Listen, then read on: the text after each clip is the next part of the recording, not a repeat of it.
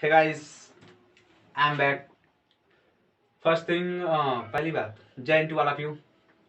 फिर से मेरा जो थर्ड वीडियो अपलोड होने जा रहा है। इस वीडियो में हम 3.2 का डिस्कस करेंगे, एनसीईआरटी का क्लास 10 3.2 का। ठीक है। सो फ्रेंड्स, 3.1 इसके पहले मैंने डिस्कस किया। उसके पहले एक दो वीडियोज और बनाए हैं, उसको आप लोग पहले फर्स्ट आप लोग उसको व्यू कीजिए। उसके बाद आप लोग को क्लियर मिल पाएगा क्या है क्या नहीं है। ठीक है। तो जो आज हमारा क्लास है वो 3.2 पे। ठीक है। तो इसका क्वेश्चन जो हम लोग देखते हैं, चलो ठीक है।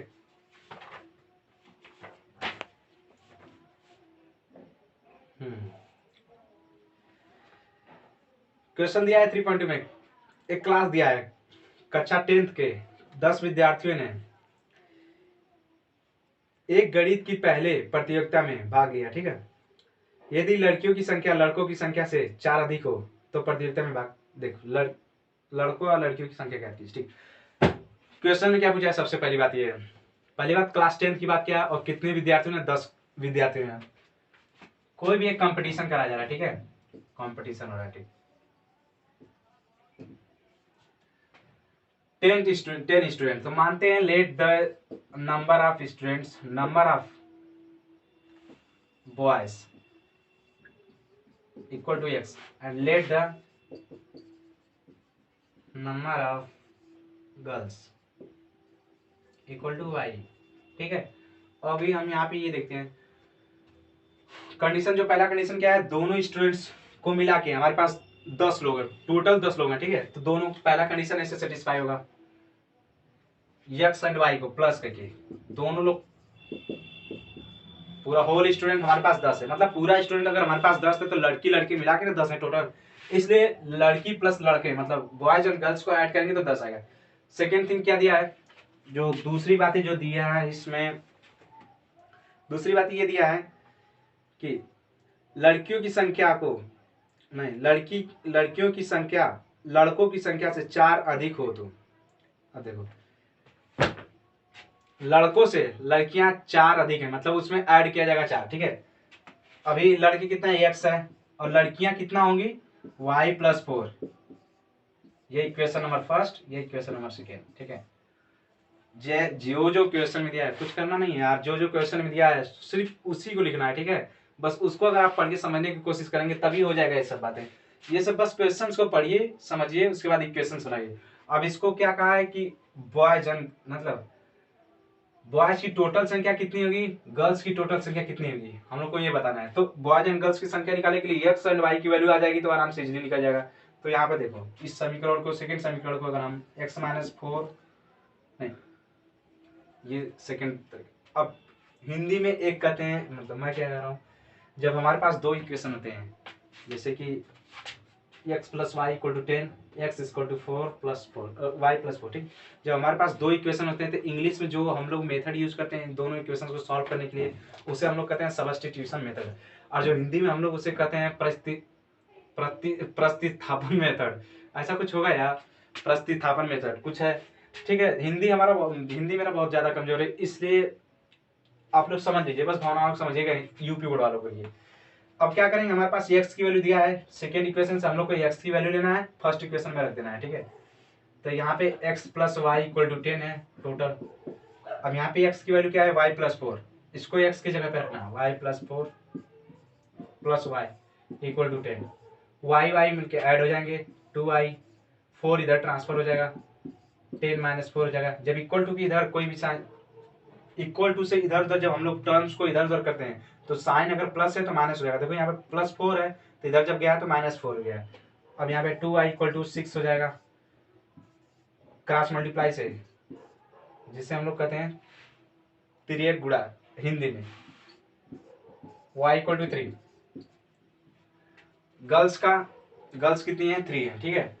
y की वैल्यू 3 आ गई। अब x की वैल्यू लाना है तो इसको उठा के यहाँ पे रखते हैं फर्स्ट इक्वेशन में। ये क्लियर हो गई गर्ल्स।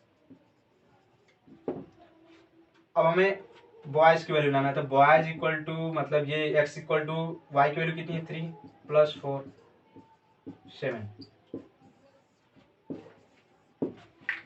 बहुत ही इजी क्वेश्चन था, कुछ था नहीं। ठीक है। बस नंबर ऑफ बॉयज को पहले हम लोग लेट करते हैं x एंड गर्ल्स को y मान लेते हैं। ठीक है। अब उसके बाद जो कंडीशन उसमें सेटिस्फाई करिए, उसमें जो कंडीशन दिया है, क्वेश्चन में कंडीशन दिया है कि दोनों स्टूडेंट्स को मिला के, मतलब बॉयज एंड गर्ल्स को दोनों लोग को मिला के हमारे पास 10 टोटल नंबर ऑफ स्टूडेंट 10 है, ठीक है। उसके बाद जो दूसरी कंडीशन दिया है कि 4 लड़कियां अधिक है बॉयज से, तो उसके हिसाब से ये हम लोग इक्वेशंस तैयार किए हैं। अब दोनों इक्वेशंस को सॉल्व करने का ये तरीका है, सब्स्टिट्यूशन मेथड से बस x की वैल्यू पुट किए हैं फर्स्ट इक्वेशन में, उसके बाद पुट करने के बाद y की वैल्यू इजीली निकल गया है, y की वैल्यू आ जाएगी तो x की वैल्यू पुट ऐसे करके निकालेंगे, ठीक है।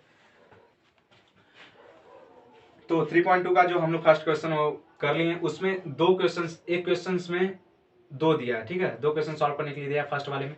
तो आप लोग एक क्वेश्चन में आप लोग को बता दिया हूँ एकदम इजीली डिस्कस करके, सेकंड क्वेश्चन भी बहुत इजी है, आप लोग ट्राई करिएगा, अगर नहीं होगा तो फिर हमारे कमेंट बॉक्स में आपको कमेंट करिएगा, या तो जीमेल आईडी पे आप लोग मैसेज डायरेक्ट कीजिएगा कि क्वेश्चन नहीं सॉल्व हुआ है। बस क्वेश्चन सॉल्व करके मैं न्यू वीडियोज बना के, मतलब न्यू वीडियोज नहीं, डाउट क्लियरिंग एक वीडियोज बना के आप लोग को सेंड कर दूंगा, ठीक है। सो जो हमारे पास सेकेंड अब जो क्वेश्चन सॉल्व करना है, तो इस चैप्टर में नई चीज सीखने का टाइम आ गया है। नई चीज मतलब दो लाइन जब अपने आप में मीट करती हैं, काटती हैं, तो उस कंडीशंस को हम क्या कहते हैं, properties of line, two lines.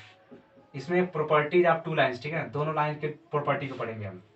Suppose that एक लाइन ऐसे जाती है, एक लाइन ऐसे आती है, मतलब एक दोनों लाइन अपने आप में एक दूसरे को कट की है, ठीक है, एक ही पॉइंट पे, सिर्फ एक ही पॉइंट पे, देख इसी पॉइंट पे, और एक लाइन ऐसे होगी,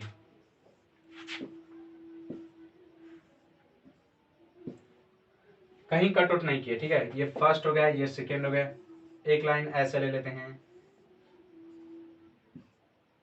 पूरी लाइन, ठीक है। अब जो दूसरी लाइन आएगी उसका भी ऐसा ही कंडीशन आ गया कि ये भी इसी पे आ गया, ठीक है।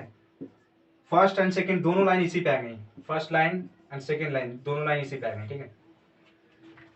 इसमें यार कुछ नहीं समझने की बात, जैसे कि एक लाइन गई है ग्राफ पे, सपोज दैट ये ग्राफ हो गया हमारे पास, ठीक है, यहाँ पे एक लाइन गई है, ठीक है। फिर ऐसा कोई इक्वेशन और मिल जाता है, सेकंड इक्वेशन कोई उसका भी ऐसा कुछ पॉइंट आ जाता है जो इसी पे आ गया, जिसकी लाइन इसी पे आ गई है, और कुछ है नहीं, ठीक है। तो देखो इस कंडीशन को, जब क्वेश्चन से इस कंडीशन को हम लोग क्या कहेंगे, इंटरसेक्टिंग लाइन,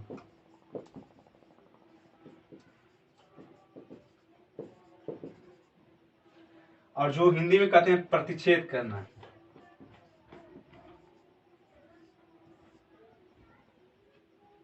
ये पैरेलल है, इसको हम मतलब कोइंसिडेंट क्या है कि घटना हो गई, अचानक से घटना, तो इस घटना तो है ना भाई, एक लाइन पे अगर दूसरी लाइन आ जाए तो ये तो अजीब बात है ना, इसलिए कोइंसिडेंट लाइन इसे कहते हैं, कोइंसिडेंट लाइन।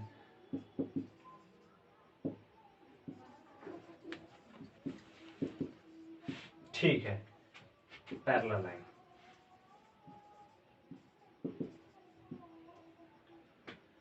हिंदी में भाई आप लोग समझ जाइएगा, हिंदी में इसे कहते हैं समांतर रेखा, ठीक है। इसे हिंदी में हम लोग कहते हैं संपाती रेखा, संपाती रेखा, ठीक है। कुछ है नहीं यार बहुत ही। ये 3 लाइन कंडीशन है, आप लोग को इसको लर्न करना बहुत ही कंपलसरी है, लर्न नहीं करना, एक बार समझ जाएंगे तो हो जाएगा। एक पॉइंट पे अगर कट करता है दोनों लाइन, तो उसको हम कहेंगे इंटरसेक्टिंग लाइन, मतलब ये एक सोल्यूशन दे रहा है, एकदम एक सोल्यूशन, यूनिक सोल्यूशन ये देता है, unique solution, unique solution. Unique मतलब सबसे डिफरेंट, ठीक है, एक एकदम डिफरेंट सोल्यूशन दे रहा है। और ये जो देता है नो सोल्यूशन होता है, इसकी जो कंडीशन होती है नो सोल्यूशन, क्योंकि कहीं पे कट ही नहीं कर रहा है। अगर लाइन कट करेगी एक दूसरे को, दोनों लाइन अगर एक दूसरे को कट करेंगी, तभी जाके सोल्यूशन हम लोग पास मिलेंगे, मतलब कोई कंडीशन तभी हमारे पास आ सकती है। तो यहाँ पे दोनों लाइन अपने आप में कट ही नहीं किए थे, इसके लिए नो सोल्यूशन हो गया है। अब ये जो हो गया ये मेनी सोल्यूशन, क्योंकि ये तो एक बार कट किया तो यूनिक सोल्यूशन, एक सोल्यूशन आ गया, और ये कई बार इस पे तो जा रहा है ना, तो इसलिए तो मेनी सोल्यूशन देगा, इनफाइनाइट सोल्यूशन, मेनी सोल्यूशन, ठीक है। मैं आप लोगों को क्या क्या बता चुका हूं। इस लाइन को इंटरसेक्टिंग लाइन कहते हैं, ये पैरेलल लाइन हो गई, ये कोइंसिडेंट लाइन हो गई, ठीक है।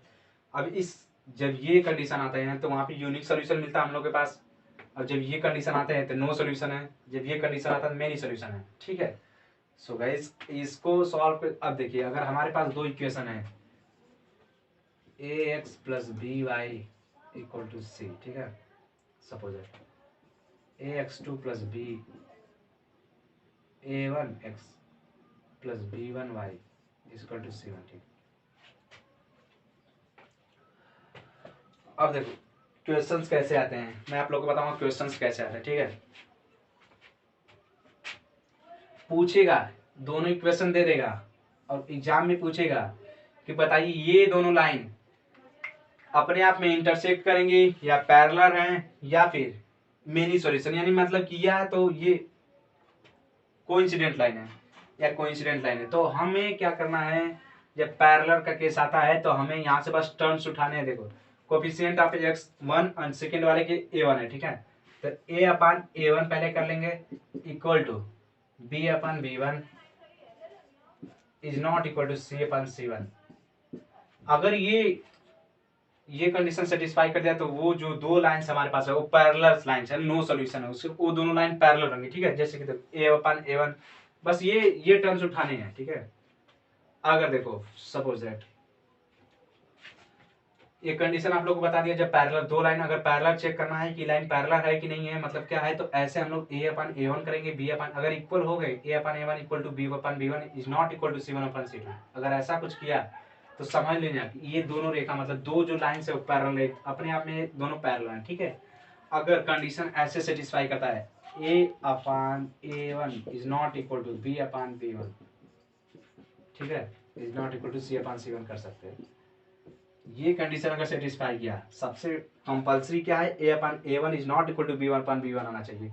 अगर ये हो गया तो समझ लो कि ये यूनिक सोल्यूशन है, कोई सोल्यूशन नहीं, इसका एक सोल्यूशन है सिर्फ। ठीक है, अगर ये कंडीशन सेटिस्फाई, इसके लिए जो कंडीशन होगा a upon a1 equal to b upon b1 equal to c upon c1। अब भाई देखो तीन कंडीशन आप लोग के सामने मैं सॉल्व कर दिया हूँ। ठीक है, पहला कंडीशन ऐसा रहेगा तो ये दोनों रेखाएं क्या होंगी, पैरेलल होंगी। अगर इस तरह का है तो ये मेनी सॉल्यूशन देंगी, एक ही पे दोनों लाइन आएंगी, एक ही लाइन पे दोनों लाइन आए।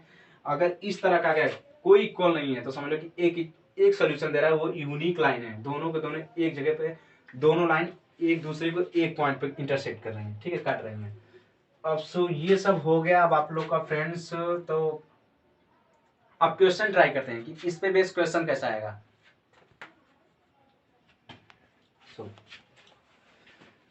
देखिए अभी क्या है, हमारे पास दो लाइन आ गई। ठीक है, दो लाइन की इक्वेशन आ गई हमारे पास। अब हमें जो पूछा गया है, जो फाइंड करना है हमें, कि ये बताइए ये लाइंस पैरेलल होंगी या फिर इंटरसेक्टिंग होंगी वन पॉइंट पे, या कोइंसिडेंट होंगी। तो पैरेलल के लिए आप लोग को केस बताया गया है a1 upon a2 is equal to b1 upon b2 आ गया, तब हो जाएगा is not equal to c1 upon c2। ठीक है, इंटरसेक्टिंग के लिए क्या बताया गया है, जो अभी हम लोग डिस्कस किए इंटरसेक्टिंग के लिए a1 is not a1 upon a2 is not equal to b1 upon b2। ठीक है, अभी कोइंसिडेंट के लिए जो अभी डिस्कस किए हैं वो था a1 equal to a2 equal to b1 upon b2 equal to c1 upon c2। ठीक है,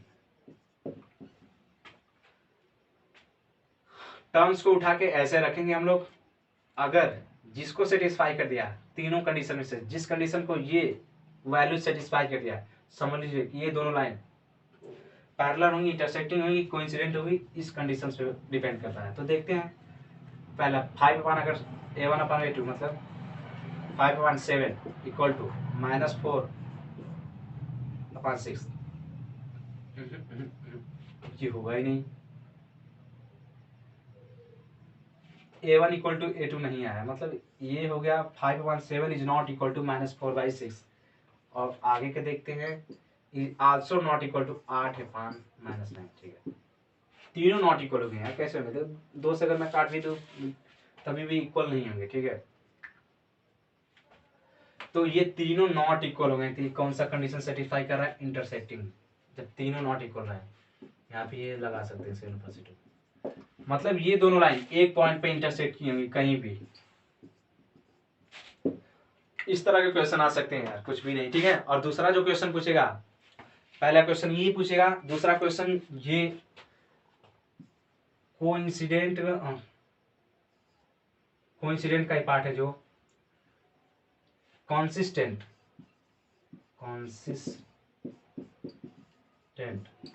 इनकॉन्सिस्टेंट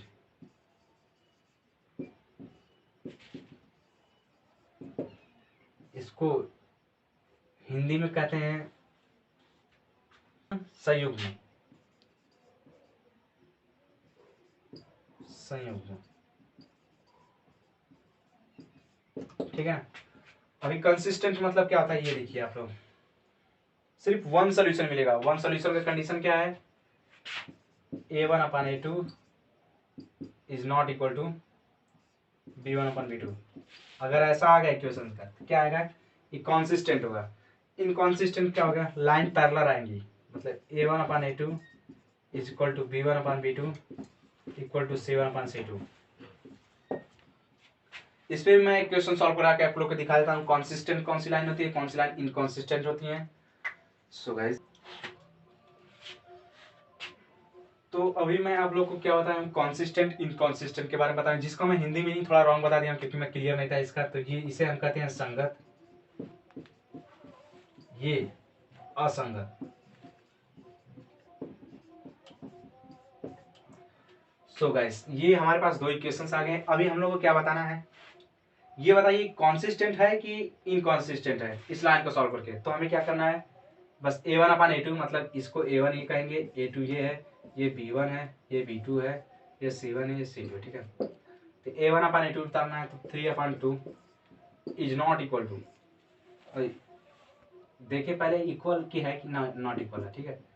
2/-3 तो इक्वल नहीं होगा क्योंकि ये माइनस में आ जाता है, ये प्लस में, तो ये नॉट इक्वल होगा। क्या हो गया, ये कॉन्सिस्टेंट है, ठीक है। बस और कुछ नहीं करना है। अगर इक्वल रहता है तो इनकॉन्सिस्टेंट होता है, अगर नॉट इक्वल है तो कॉन्सिस्टेंट है। क्वेश्चन सॉल्व, बहुत इजी क्वेश्चन है। कॉन्सिस्टेंट इनकॉन्सिस्टेंट को ऐसे ही सॉल्व करेंगे। इसको हम हिंदी में कर देंगे संगत है, ठीक है। इनकॉन्सिस्टेंट, इसमें कॉन्सिस्टेंट डाल दो, इसको हम हिंदी में कहते हैं संगत, ठीक। इसमें कुछ वर्ड प्रॉब्लम की क्वेश्चन है, जैसे कि दिया है एक आयतकार बाग दिया है, ठीक है ना, उसकी लंबाई दिया है, चौड़ाई दिया है। तो इस तरह के क्वेश्चन मैं आप लोग को प्लेलिस्ट में अब सॉल्व करके अपलोड कर देता हूँ, ठीक है। वीडियो लंबा हो जाएगा इसलिए मैं 5, 6, 7 सॉल्व करके प्लेलिस्ट में डाल दिया जाएगा, ठीक है। सो गाइस, अब तक आप लोग को जो भी समझ में आया या नहीं समझ में आया, आप कमेंट में, मेरे कमेंट बॉक्स में आप जाके कमेंट कीजिए प्लीज। बिकॉज अगर आप लोग कमेंट नहीं करेंगे तो मैं रिजल्ट कैसे जानूंगा कि ये आप लोग को समझ में आ रहा है कि नहीं समझ में आ रहा है। So please like, share and subscribe. It is the last word of my class, so please like, share and subscribe. तब तक के लिए जय हिंद एंड बाय बाय।